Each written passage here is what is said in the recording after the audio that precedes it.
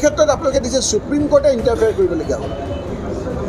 আজি বিজেপি চৰকাৰখনে যিদৰে আপোনাৰ আইন হাতত লৈছে, যিদৰে গণতন্ত্ৰক আপোনাৰ ধ্বংস কৰিবলৈ লৈছে, যিদৰে আমাৰ ঐতিহ্যপূৰ্ণ অনুষ্ঠানবিলাকক আপোনাৰ বহিমূৰ কৰিব বিচাৰিছে, যি বোলে আমাৰ বেংক আদিক যিদৰে আপোনাৰ হস্তক্ষেপ কৰিছে, এইটো পৃথিৱীতে বিৰল, ভাৰতবৰ্ষত বেলেগ। আজি আপোনালোকে সেইকাৰণে সুপ্ৰিম কোৰ্টৰ আজি আপোনাৰ হস্তক্ষেপত আজি এই বন্ধৰ কথা আপুনি চাওক যে আগতে আছিলে যে যিবিলাক আমাৰ কৰ্পৰেট আপোনাৰ অনুষ্ঠান আছে সেইসকলে বন্ধৰ যোগেদি সকলো পাৰ্টিকে দিব লাগে। এতিয়া তেওঁলোকে বিজেপিক দিছে আকাশ আৰু তলত দিছে পাতাল।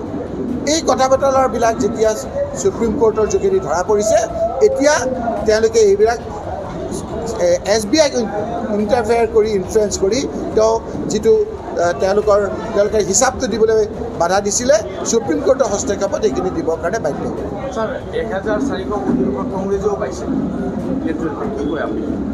আপুনি মানে এই কথাখিনি বন্ধৰ পোৱাটো আপোনাৰ আপত্তি নাই, আৰু বিজেপিয়ে কিমান পাইছে আপোনালোকে নকয়। আপুনি কওক ছাৰ, আপোনালোকে মই কিয় ক'ম? 6000 ওপৰত পাইছে। 6000 কোটি টকা কোনে পাইছে? বিজেপিয়ে। কংগ্ৰেছে 1400 আপুনি 1000টো সুধিছে, 6000 নহ'লে বিজেপিও সুধিছে কেতিয়া সুধিছে? নহয়, আপোনাক সেইকাৰণে সুধিছে ইলেকশ্যন আপুনি সিটো সুধিলে যে আপোনালোকে 1000 পাইছে, বিজেপিয়ে 6000 পাইছে। 6000টো উজ্জ্বল ৰাখিছে নহয়। এই যে উজ্জ্বল ৰখা ছিষ্টেমটো, এইটো বিজেপিয়ে আপোনালোকৰ ডিগ্ৰীত টেপা মাৰি ৰাখিছে। যোৱাকালি দেখা নাই মুখ্যমন্ত্ৰী ডাঙৰীয়াই যে এজন সাংবাদিকক সুধিছে, আপুনি ক'ৰ সাংবাদিক, আপোনাৰ মই চাকৰি খাই দিম।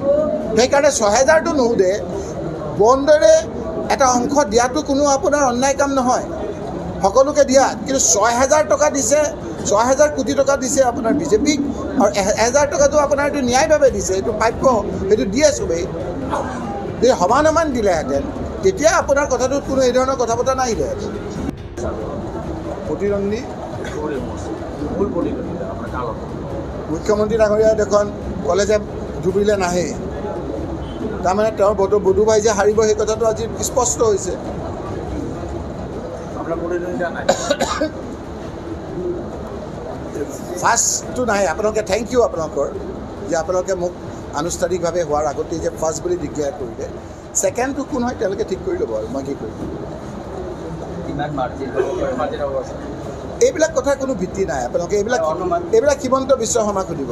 এবাৰ কয় 14খন জিকিম, এবাৰ কয় 13খন জিকিম, এবাৰ কয় 12খন জিকিম, এবাৰ কয় 11.5খন জিকিম। এতিয়া ময়ো আপোনালোকে সেইটো কাৰণে 11.5 কম নেকি?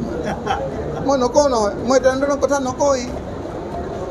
কিমানত জিকিম কি কথা ধুবুৰী ৰাইজেহে জানিব, বাকচটোতে থাকিব। ভোট গণনাৰ আগত কৈ দিয়াটো অন্যায় কথা নহয়। এইবিলাক প্ৰধান প্ৰতিদ্বন্দ্বী হিচাপে বদৰুদ্দিন নাজমুলক আপুনি শুভেচ্ছা জনাব। কি অলপ কথাবিলাক সোধক না, প্ৰশ্নবিলাক এনেকুৱা সোধক যিবিলাক ৰাইজৰ লগত সম্পৰ্ক থাকে। ৰাইজৰ লগত সম্পৰ্ক নাথাকা প্ৰশ্নবিলাকৰ উত্তৰ প্ৰেছ কনফাৰেন্সত আচলতে দিব নাপায়।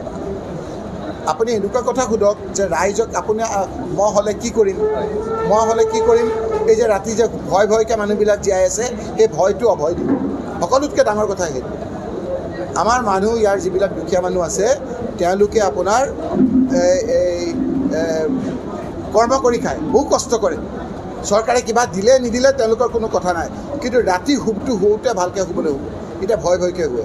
কেনেকৈ সংঘাত আছে ছাৰ ৰাইজ? কি ক'লে? ৰাইজ কেনেকৈ সংঘাত আছে? এই যে ক'লোঁ আপোনাক যে ঘৈণীয়েক গিৰিয়েক শুই থাকে, পুলিচ আহি যে গিৰিয়েকক উঠাই লৈ যায়গৈ, ক'ত যায় নাজানে, ৰাতিপুৱা গম পাই জেলত আছে।